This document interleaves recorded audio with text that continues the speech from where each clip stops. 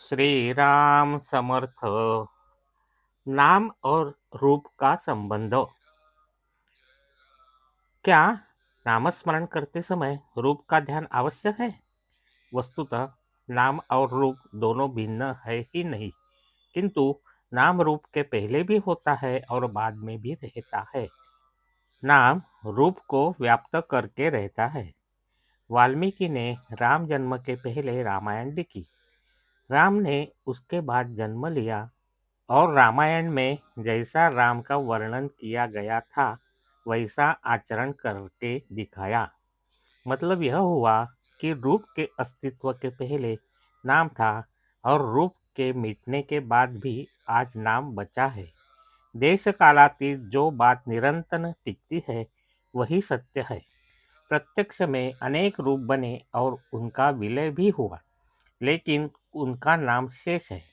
मतलब नाम देश काल की सीमा के परे होता है। तात्पर्य रूप की अपेक्षा वह अधिक सत्य होता है, अधिक शाश्वत होता है। जो सत्य होता है वह श्रेष्ठ होता ही है। अर्थात नामस्मरण करना प्रधान ध्येय है।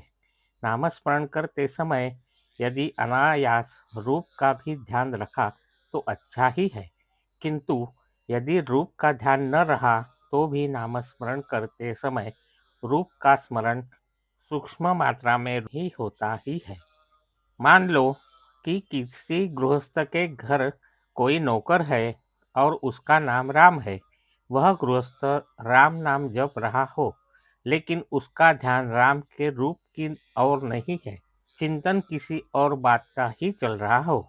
ऐसे क्षण को उसको किसी ने पूछा कि तुम किसका स्मरण कर रहे हो, तो गृहस्थ तत्काल उत्तर देगा, राम का ही स्मरण कर रहा हूँ।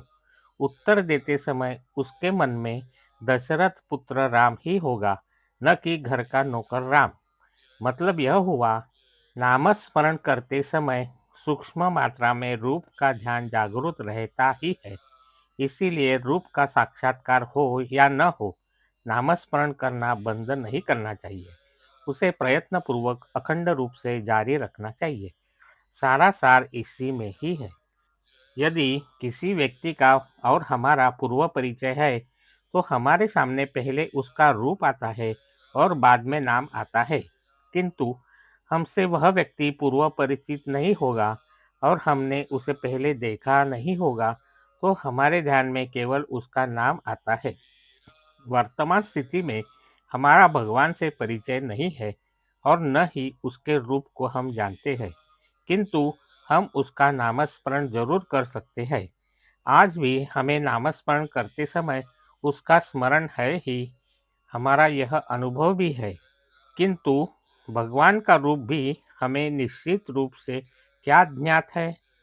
एक राम काला है तो एक राम गोरा है, एक छोटा है तो एक बड़ा है, किंतु सभी रूप राम के ही होते हैं।